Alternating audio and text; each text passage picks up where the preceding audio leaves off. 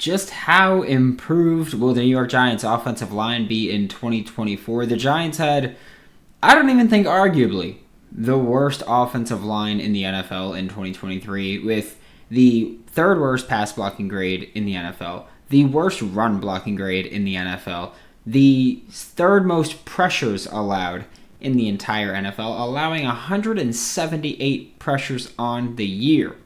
Now, in the offseason, they did address a lot of these issues. They got rid of Bobby Johnson and brought in Carmen Bursillo from the Las Vegas Raiders, who the Raiders had the lowest pressure rate allowed in the NFL in 2023, which I'm not saying the Giants will replicate that, but he did play a part in fixing their offensive line.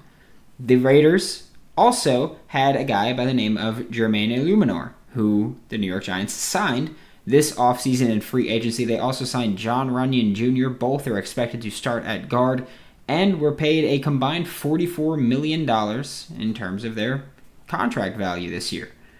That's heavy investment in the interior offensive line. That's heavy investment in fixing this offensive line. So much of the Giants' offensive issues in recent years really have been surrounded by Daniel Jones dealing with injuries, being unable to consistently be on the field, and so much of that was because of his poor offensive line play. Daniel Jones is one of the most hit quarterbacks in the NFL on a per-game basis in recent years, and the reason he's not one of the most hit quarterbacks in the NFL, period, is because he's been banged up getting hit so much. So Daniel Jones will be very happy to have a better offensive line in front of him.